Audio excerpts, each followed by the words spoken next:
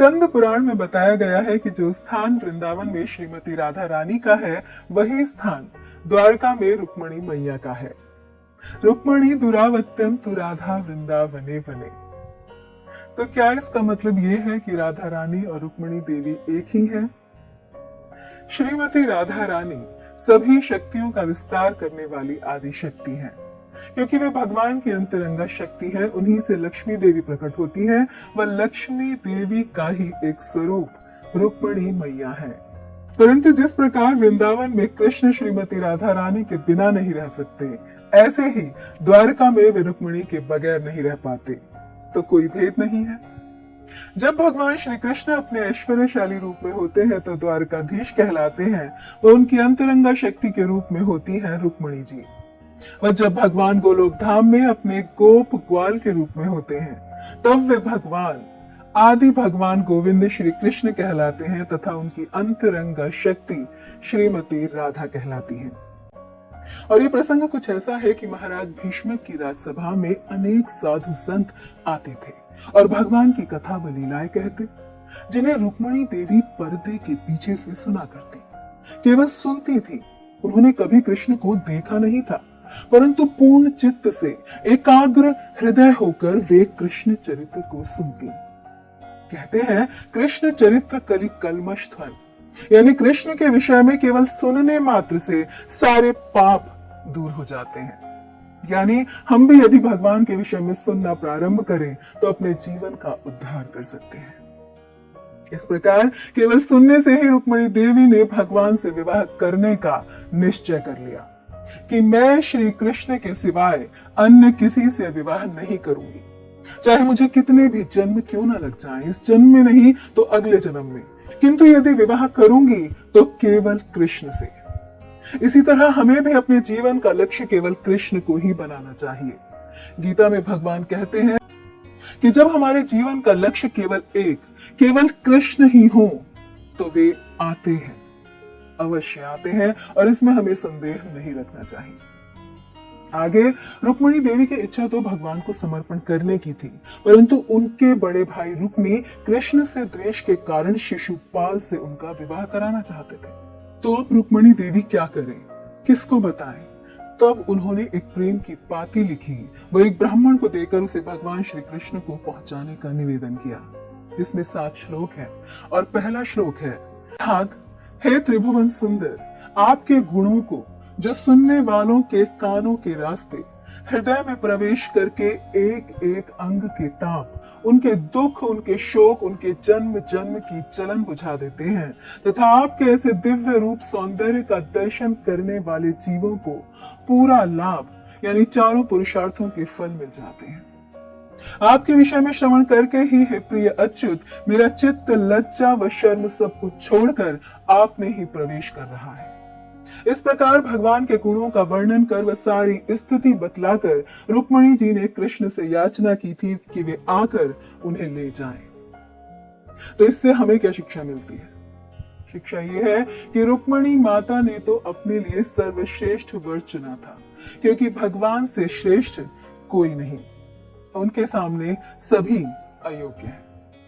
दूसरी बात यह कि यहाँ पर रुक्मणी देवी प्रतिनिधित्व करती है एक जीव का, तथा जब हम यानी कोई भी जीव ध्यान पूर्वक, तीव्रता से, उत्सुकता पूर्वक भगवान की कथाओं को, उनके गुणों को श्रवण करता है, तो हमें भगवान की, भक्तों की यानी साधुओं की और गुरुओं की शरण भी लेनी चाहिए और उनसे अपने हृदय की सारी शंकाओं का समाधान करना चाहिए, जैसा कि रुक्मणी देवी ने किया। वह संत जन से सहायता मिलती भी है। जैसे वो ब्राह्मण तुरंत ही रुक्मणी मैया का संदेश लेकर भगवान के पास जाता है, उनके अंतःपुर में पहुंच जाता है, क्योंकि ब्राह्मणों को भगवान के पास जाने में कोई रोक टोक नहीं थी।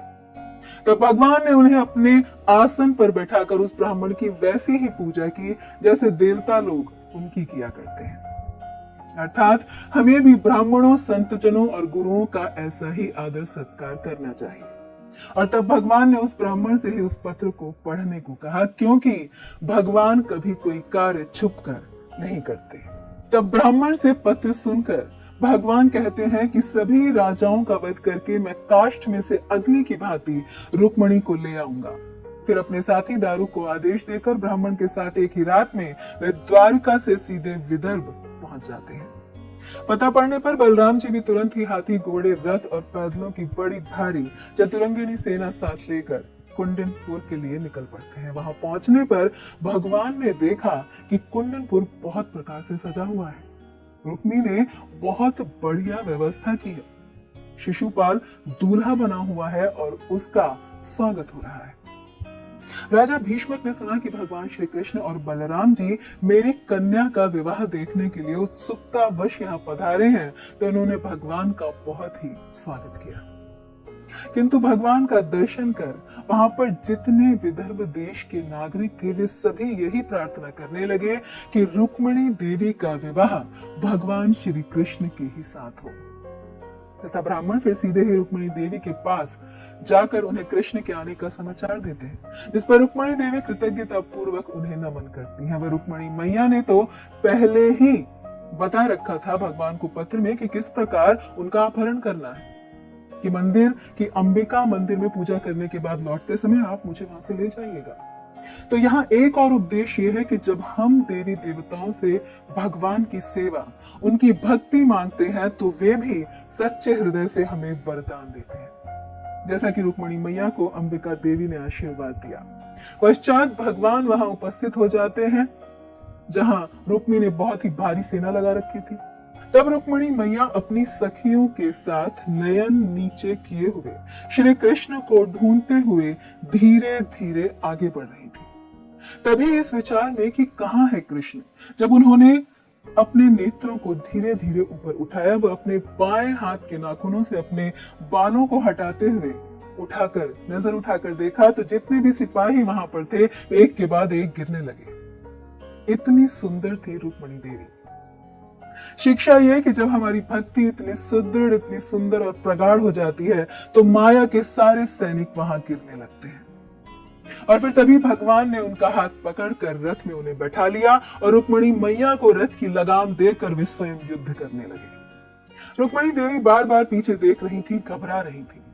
तब भगवान उनसे कहते हैं कि हे रुक्मिणी, तुम चिंता ना करो, तुम्हारी सेना शीघ्र ही शत्रुओं को जीत लेगी। शिक्षा ये कि जब हम पूर्ण रूपेण भगवान के शरणागत हो जाते हैं तो भगवान अपने सारे ऐश्वर्य हमें प्रदान कर देते हैं और साथ ही भगवान श्री कृष्ण से जुड़ने के बाद सभी हमारे भाई बहन हो जाते हैं, क्योंकि सभी भगवान की संतान हैं। इसीलिए कहते हैं कि जो भगवान से प्रेम करता है वह पूरे संसार से ही प्रेम करता है। रुक्मी भगवान का पीछा करने लगा, उसने युद्ध के लिए उन्हें ललकारा। श्री कृष्ण भगवान रुके और रुक्मी के साथ उन्होंने युद्ध किया।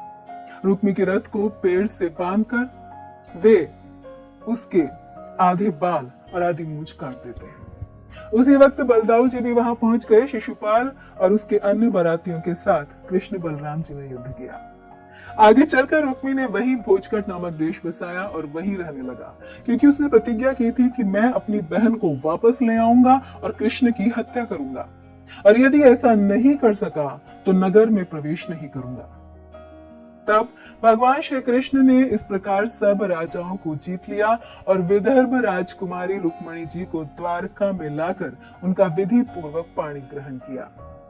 भगवती लक्ष्मी जी को रुक्मिणी के रूप में साक्षात लक्ष्मीपति भगवान श्री कृष्ण के साथ देखकर द्वारका वासी नर नारियों को परम आनंद हुआ। तो इस समूचे प्रकरण में भक्त के द्वारा भगवान को पाने की दृढ़ता का वर्णन है। यदि मानव जीवन में भगवान को पाने की ऐसी दृढ़ता हो तो भगवान अवश्य ही मिलते हैं, तथा भगवान के इस प्रेममयी भक्ति का प्रारंभ होता है उनके विषय में श्रवण करने से, सुनने से।